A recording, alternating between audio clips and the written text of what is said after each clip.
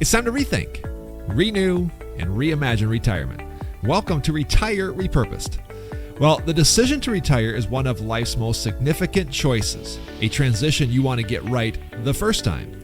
Today, Taatjes begins a two-part series introducing a strategic framework for making this crucial decision. While many people focus solely on the financial readiness of their retirement, the retirement decision often involves something much more complex. Is it really about your job, your finances, or perhaps something deeper at play? In part one of the series, Ben walks through the first 4 steps of a comprehensive 10-step framework designed to help you approach this decision with clarity and confidence.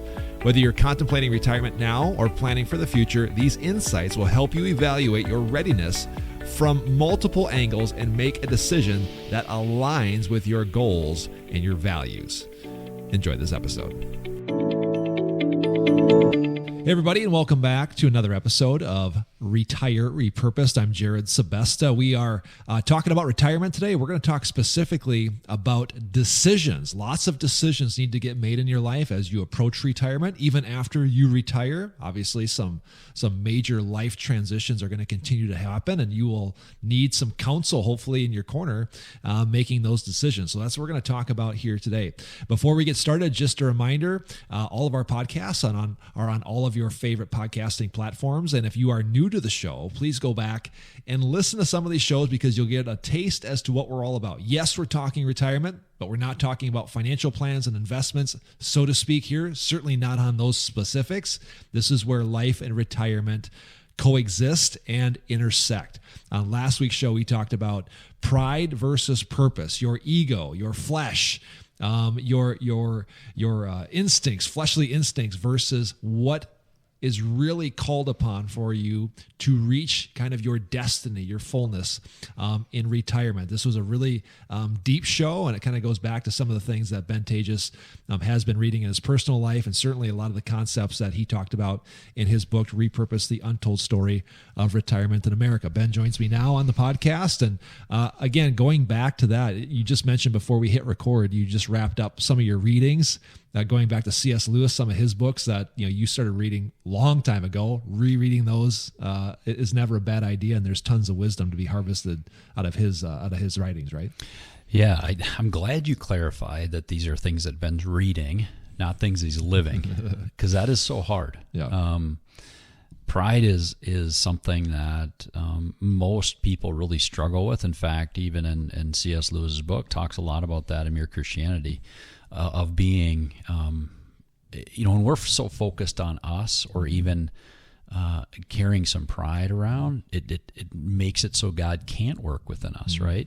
I love the ending to the book where he talks about the new man and really what that looks like. And he goes through kind of a analogy of how Christ within us should be like who we are, right? Exemplified. Like when we are at our best, there's more of him in us, right? Yep. And for us to allow him to work, we need to surrender. We need to be open to God's will in our life, which ties into our decision-making show today. But yep. I just think, man, I'm not doing a good job at that, Jared, a lot of times. When I share things on this show, I want to make sure people don't know, I'm an expert. I'm reading from experts. This is who I want to be. Mm-hmm. And I don't want to apologize for that too much because that's the reality. Yep. Like, don't expect to be perfect. Nobody is. Mm-hmm.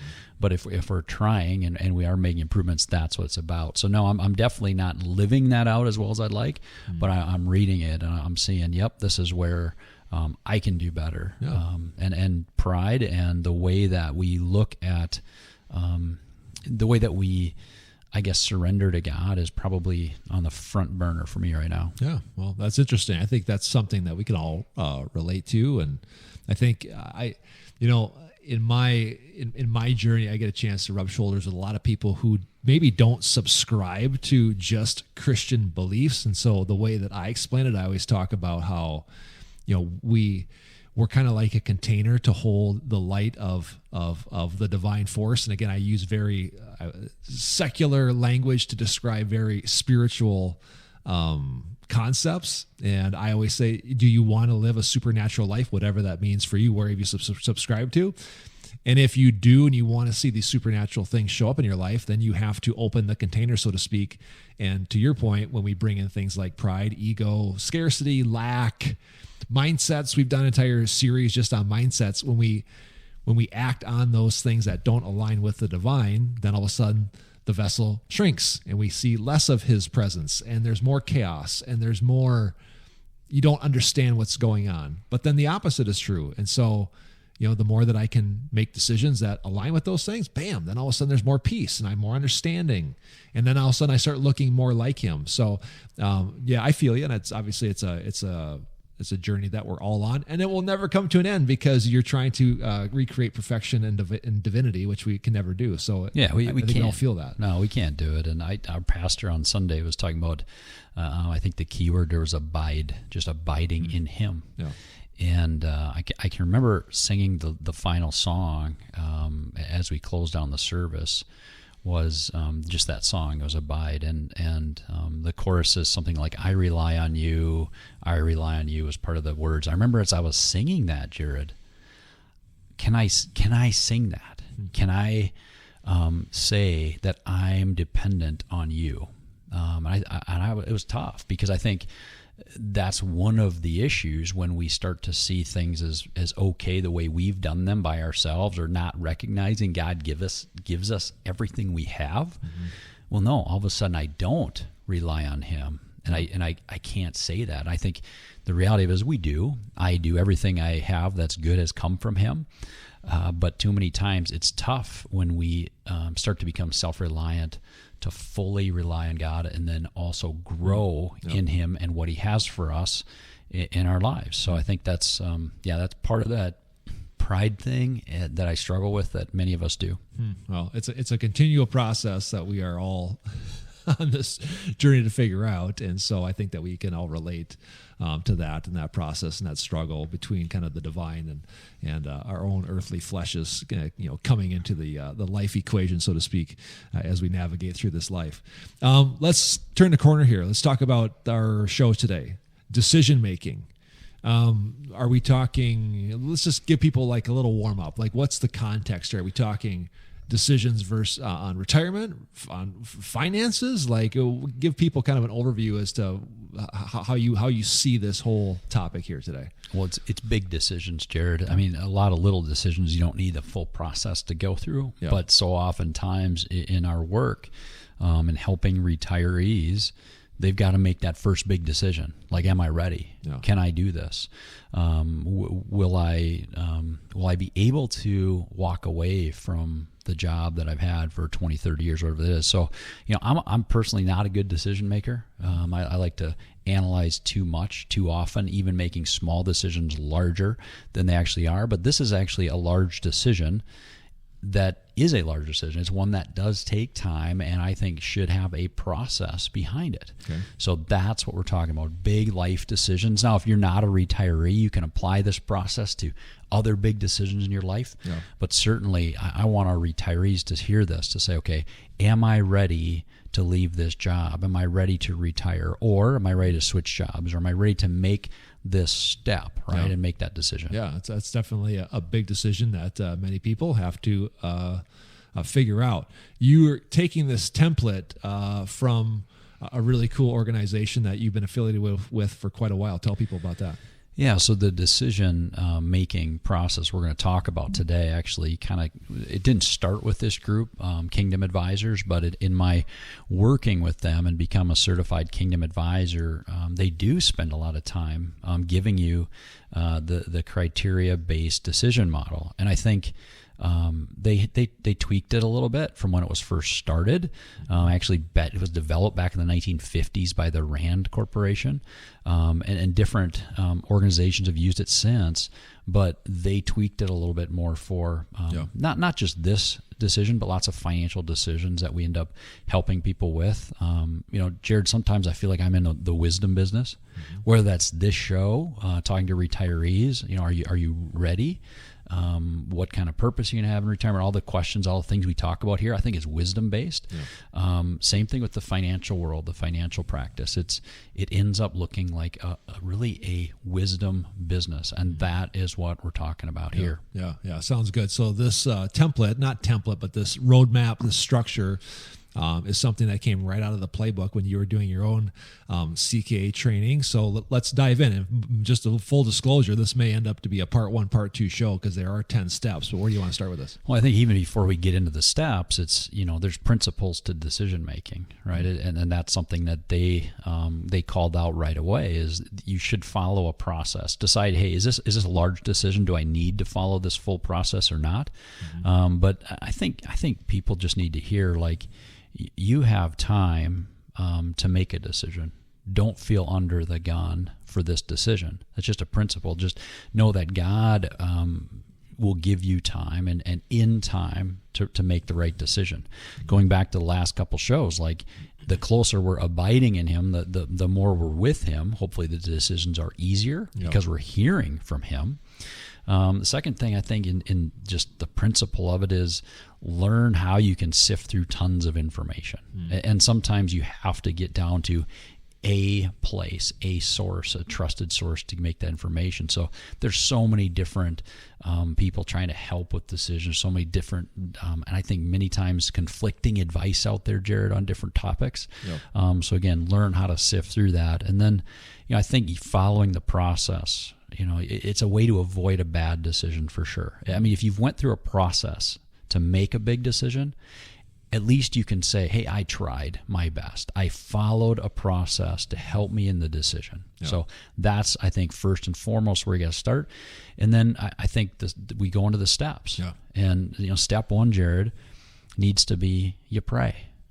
And, we try to get clients to think through this, whether that just be can I retire or should I make a significant life change? Pray for wisdom. Back to this being a wisdom business. James 1:5-6 says, if any of you lacks wisdom, you should ask God, who gives generously to all without finding fault, and it will be given to you. But when you ask, you must believe and not doubt, because the one who doubts is like a wave in the sea, blown and tossed by the wind. So God tells us, like in His Word, that He will provide you with the wisdom that you need. So let's say you've got somebody who's in your office and they're contemplating if they should retire in the next year or maybe sooner than later. You give them this type of advice. What do they come back with? How do they know? Like, what do they feel or what are they experiencing where they actually know, like, now is the time to make this decision to move forward? Well, what they're coming in with is uncertainty, Jared. So they're looking for, just talking with one of our advisors today. She's trying to walk through a major life decision with one of her clients, and they're looking for that direction from us, right? So we've done this now literally thousands of times. So many, many, many times, we've walked through these decisions. So the first thing they're looking for is just somebody to listen to them and then provide with what others have done, what we've seen work with others. So that's why I say start off with prayer. Like if you're a person of faith and you haven't started there, that is step 1. So get in, ask God specifically. He tells us He'll give us wisdom, so we might as well ask Him and hold Him to that. And I think that just sets the stage for the next steps. And I think step 2 flows really nicely right into that, Jared, and that is you have to define what you are deciding. Okay, so many people they get so overwhelmed with so many different things, and I've worked with clients selling companies or retiring. Those are 2 different decisions, right? So there you have to go, okay, I might be thinking I'm going to sell this company, but does that mean I'm going to retire? Or do I continue to work and make money doing something else, right? So I think step 1 is you have to spell out, like black and white, I have to choose this. I have to choose this or that, right? And that's where you start. You pray, You move into section number 2, and that's defining that decision, and really removing what you're not deciding as well. I'd love to hear some more examples of this, but let me just give you a kind of a hypothetical and see if you can kind of come up with another way. But like you just gave the example of like, do I sell my company and retire? Well, like you said, those are two different decisions that need to get made. Is it on a smaller scale? Same thing. Like, do I want to walk away from my job and retire? But does that mean that I have to not work ever again? Is there another option? Is there another way to look at that issue? What's maybe like another example that can come to mind? Well, yeah, I mean, we'll definitely get into alternatives as part of another step down the road. But I think another example that comes to mind is a job change, right? And so many times people don't realize that can be, that's a major life decision. Mm-hmm. So there, the individual's thinking, it's not, and certainly in the later stages of their career, in the back of their mind, like, should I retire completely, or should I just switch jobs, maybe make less income than what I am now? So kind of this what we call bridge work season, where, hey, they're going to provide maybe your health insurance stage 65, when you get on Medicare, maybe they're going to, give you a highly flexible type work arrangement, whatever that might look like. But I think it really starts with, you have to get down to what is the crux of the matter. What are you actually trying to decide, and define it, right? I think another point on just making the actual definition of your decision is, are you addressing like a core issue or a symptom, right? So sometimes people come in and they're like, yeah, it's time for me to retire. I'm like, well, tell me more.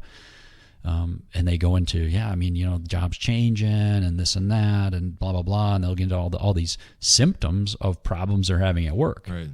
I mean, this does not sound like a retirement issue. It sounds like a job issue. Don't like my boss. Yeah. Or something like that. Yeah. Well, that happens all the time, right? Especially here. No, but that's the key, right? Is we have to nail down, is this a symptom thing, or is this an actual, hey, I'm ready to move into the next stage or repurpose my life, right? Yeah. So that's part of that same thing. You can't just try to solve for an issue and short-term fix. Right. You have to say, is this what you define the decision very, very clearly, and if you do define that, and you find out that really it is a symptom, then go back to the drawing board and kind of restart the process. Because you're making a decision based on it doesn't require retirement to fix the problem. I think that's what you're trying to say. Like, if it's a job issue, not necessarily doing like a full blown, like I'm going to walk away from work for the rest of my life, is may not be the right decision. Maybe you're just bored with that job or the role you're in. And we had a great show a while ago. Look it up. From Strength to Strength. Talked about high achievers and how at a later point in their career, they don't feel fulfilled at work. Well, why? Well, because they really shouldn't be doing the kind of work that they were doing in their 30s and 40s. So again, these are all things that need to be addressed early. But in order for you to address the decision, you have to define it and then make sure it's not symptoms that you're trying to solve for. So we're praying, we're defining the actual, what is the actual problem? What's step number 3? So step 3 is you're going to clarify your objectives. So again, you've prayed, you've said, what's my decision? Now I'm looking at, what are the objectives? You've got to clarify what those are. Okay. What do you mean by that? So you ask yourself questions such as, what am I trying to maximize here? What is really what I'm trying to preserve? Ask yourself big, broad statements and questions around getting to the actual objective. So for somebody retiring, an objective might be, I just need more time with my family. I just need less stress in my life, right? Those are our objectives that you're trying to solve for, right? So you're coming up with the biggest list you can. It's not a pros cons. Don't get that confused. These are objectives of things that you're trying to accomplish through this decision. Yeah, well, that's a good point. I mean, I could see how this could apply to so many things, because if you don't get super clear on what you're trying to do, you're kind of... you could be lost and you're trying to solve the wrong problems because you're really identifying what it is that you're trying. This is the goals of this decision. That makes a lot of sense. Go walk through that scenario of like, you may not be unfulfilled with your job, so you prayed about that. You defined the decision. Is this really a retirement question? And then your objectives are, you may just want more fulfillment or alignment. Would that be a fair statement? Yeah. And I think further even, are you, what are the things you're not willing to negotiate, right? Name those. That's an objective. What are the most important things that you're trying to preserve? What are you trying to maximize? What are you trying to minimize? These are all questions that are coming up, and me clarifying those objectives, really getting it clear on what am I trying to do through this decision. Gotcha. And that is so important, Jared, because otherwise we get, we get in this decision fatigue mode, and it's usually somewhere around a few months of sitting on something, and then it goes to a year or more, and you end up thinking, why am I even in this spot? Right. What did I start with here on trying to make this decision? So I think this is just really important. You get all those objectives down, and then step 4, prioritize, right? So what are the must-haves, and what are the I want to haves, right? So that's really what we're trying to do, is once you have everything on paper, as far as the objectives, you've clarified them and kind of worked through what you want with that, then you're going to prioritize which of these things is the absolute most important, and list them out in order. Yeah.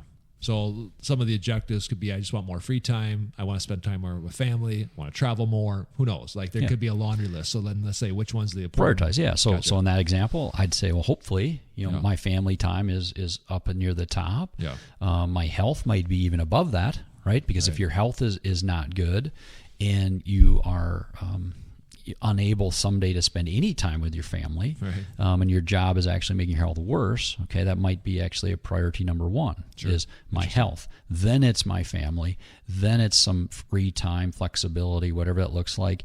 Then maybe it's being able to volunteer more. Maybe it's your hobbies. I mean, all of these things are objectives and things that you're trying to do, but they all have to be prioritized. And some of them maybe you're willing to give up, because with everything, there's a give and a take. So sometimes people get to this point in the decision, and they've also put in their financial-based things. We don't talk a lot about that in the show on purpose, because that should be done with a financial person in their office. But really, that is part of this too. Sure.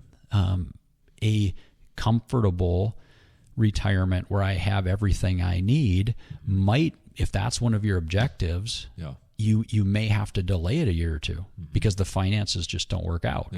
I just think that knowing the objectives and then walking through and really trying to organize them in a way that allows you to see it on paper allows people to make a much more informed decision. At least until this point, we haven't even talked about money, but that is part of the decision. I was going to bring that up anyway, because I think retirement becomes so much of a financial decision. I love the exercises here so far, because it really gets down on paper what's most important, gives you clarity. So you don't sit on this, like you said, for a year plus, and that gets so murky, and then you kind of forget, like, what are we even trying to do here? And then you don't want it to come down to just a financial situation, because there's so many more, I don't want to say ramifications, but variables to your retirement. This really helps kind of tee it up in a really, really positive way. I like this. Let's not give away any more, but let's kind of start to land this plane. We're going to have a part 2 on this, but talk about kind of how this is going to lead to the second half of this framework. I think, Jared, sometimes I've talked to people that have spent more time planning really a family vacation than they have their retirement. There's people out there that come in and say, I think it's time, I'm 65. They let the government make their decision because that's Medicare age, or they still look at the Social Security statement and it says my full retirement age, or my FRA is 67 and so many months, and they literally think, well, that's when I can retire. That has nothing to do with when you can retire. That's when the government says that you can take your full retirement benefit without being penalized for earning an income. You should be looking at your own situation. Yes, finances play a role, but the most important thing we've found is that it is a life decision. Best part of my job, we get to work with people with their life and their money. We get to tie those two together. And for many of them, there's no bigger decision than this one, the retirement one. And it's one you really only get to do once. I've always said that. Well, you only really get to retire once. I've seen people fail at retirement and go back to work. Sometimes the decision was a bad one, and really they would have liked to have stayed in their old job and just changed it. But even in that scenario, Jared, lots of times people leave their job and then go back to work later doing something else, and many times ends up being even more fulfilling. Securities offered through Avantax Investment Services. Member FINRA SIPC. Investment advisory services offered through Avantax Advisory Services. Insurance services offered through an Avantax affiliated insurance agency.